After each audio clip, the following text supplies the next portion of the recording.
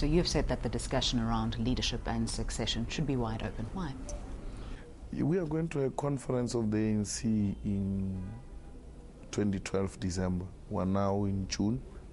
We're left with almost a year and a half. And we think will not do justice to the discussion of leadership. And they will be presenting an argument in the ANC. It's not, at least it's not me, it's the Congress resolution. The leadership of the ANC and that of the country must be discussed every day as to whether it's doing well and all that. Why should it be a problem to discuss leadership? Discussion on leadership is different from nomination of leadership. Nomination of leadership is a technical process which must have a time frame. We agree with that. But on the type of leadership we want and whether the current leadership we have is leading us properly, it must be a daily bread. We shouldn't view the discussion of leadership as a plot. We shouldn't view the discussion of leadership as a coup. We are a democratic organization. We'll change the leadership time and again. And we're going to do that every 5 years. So if once these things are called a coup or a plot, it means we'll have a coup or a plot every 5 years. Because you can't take it away. It's our constitutional right to do that. Are you satisfied with the quality, the caliber and character of the leadership we have at the moment? That discussion is not open, and that is what we're asking for, so that I can have the opportunity to speak about what you're asking me free. But once I say, no, I'm not happy, or I'm happy, already I'm discussing the leadership, and we're told that anybody who does that is stepping out of the line, and the letter of DC is awaiting that type of a person. So there shouldn't be that feeling where we're so restricted and so scared to reflect about people who have elected. Reflection on people who have elected is not nomination of leadership. It will not warrant or suggest a motion of no confidence on the sitting leadership. You called for what you termed proper leadership. Does that mean that the current leadership is not proper? That's where you are taking me to, and I don't want to go there because there's no discussion on leadership. And once I say this leadership is proper or not proper, I will be discussing leadership. And they said we shouldn't discuss leadership. Let's hope the leadership will hear us and allow us to enter into that period where we can now talk freely whether this leadership is correct or not. We are motivated by the fact that once there is a continuous engagement on aspects like what you are asking me, it then helps the leadership to appreciate that this is what people feel about them. They don't have to know at the end of their term. They must know even during their term that there are these weaknesses that people say we have and we need to improve. But in a sense, by calling for proper leadership, you've already opened up the discussion. No. Once we say we want a proper leadership, it doesn't mean you don't have a proper leadership. It doesn't suggest that. What we're simply saying is that as you enter the centenary of the ANC, and with this clarion call to economic freedom fighters, you need courageous men and women who are prepared to confront white monopoly capital. And as to whether we have that, then we'll talk about it when the discussion is open. You think there's a void, though?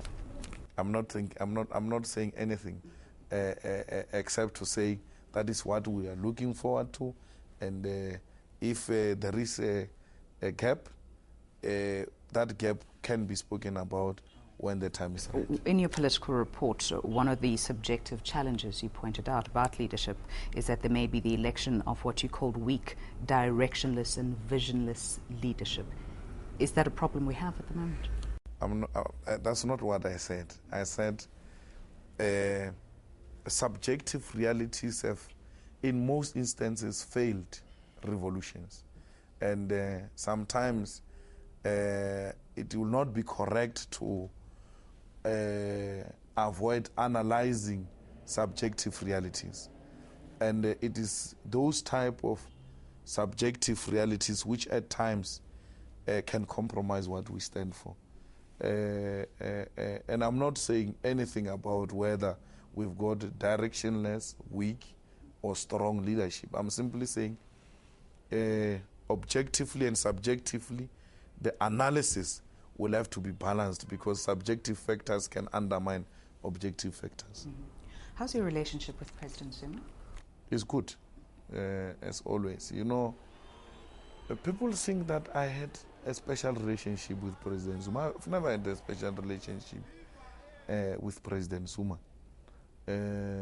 I've known President Zuma like anybody else in the African National Congress. We happen to share platforms a lot because he's a president of the ANC, I'm a president of the Youth League. My relationship with President Zuma is a political relationship, and that's the end. You spoke quite passionately at the end of the Congress about people who had wanted to isolate you and cast you into political wilderness, as it were. Who are those people? They know themselves. And tell us. No, if I wanted to tell, I was not going to tell you, I was going to tell my delegates because I had a platform. And if I wanted to raise names, I would have done that. What is so interesting about what is happening now is that people who had a problem with Peter Mugabe are the same people who have a problem with me. People who accused Peter of being a sellout, people who wanted to destroy Peter, the same individuals in the same way they did to Peter. There was a DC here of the ANC, which people believed it was genuine. You know, leaders of the ANC participated in it because they thought the movement was disciplining one of its own. But a clique, a faction, met and decided about my future and wanted to legitimize it through organizational processes.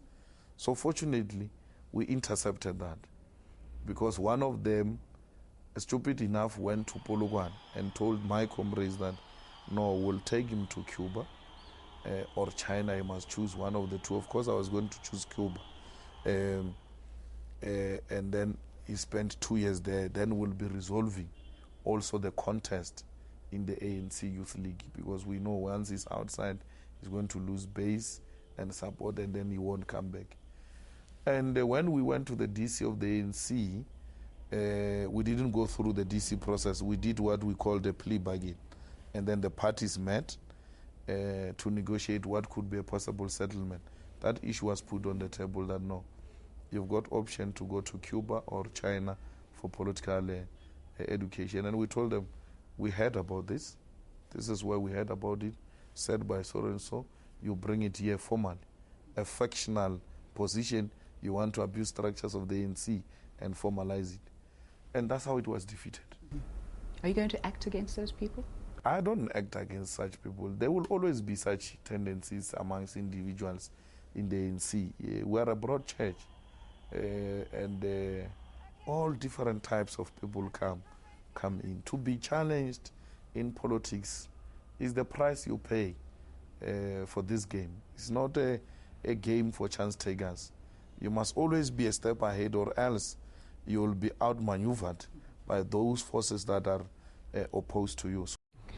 All right, the Youth League also proposing some very controversial economic policies. We'll discuss that after the break.